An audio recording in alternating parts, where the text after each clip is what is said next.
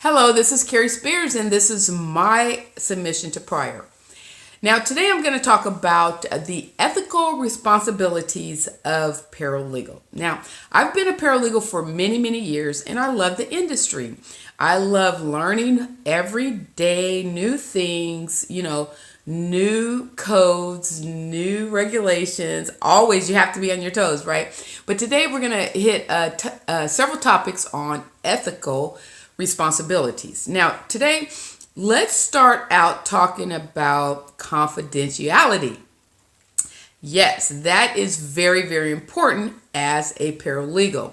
Now, I have seen this line crossed on many occasions, and especially when I'm maybe at a function, a paralegal function, at a gathering where paralegals are present, what have you. And I have heard people talking about a case. Now, if the case has been ruled on, that's fine, right? Because everything becomes public record, except maybe some of the details that was not uncovered, okay? But I've heard people start talking about cases that are active. Now, for me, that should be a no-no. For other paralegals, that should be a no-no. Okay, so most paralegal things, okay, look, this case has been filed in the court, so it's public record. Okay, that's fine. But it's only public record when people go searching for it, right? It's not blasted everywhere. So there are clients who might not want people to know that you're representing them. They don't want people to know that their business is with this particular firm, because then that maybe, I don't know, if it's a high profile client, then all these onlookers or people who want information might start bombarding that law firm with other questions that might, other cases that they might be involved in. So my practice, never talk about a case. I don't care. I don't care if it's already ruled on or not. I just don't talk about cases outside of the law firm. So let's talk about do not give legal advice, right? We don't give legal advice. There are so many people that might know me that will call me up and say, hey, what about this or what about that? Well, I will talk to them about procedure. Like, okay, you have to file this document first. Then when that's filed, you're going to get a notice of hearing, and go down like that. Procedurally, we can cover everything. But when it comes to giving advice, legal advice, that is a no. We cannot do that. So even if I'm giving procedural advice, I always follow up with, this is not legal advice, right? Because I don't want to get in trouble. I don't want my attorney I'm working for getting in trouble. So I just stay away from that line altogether.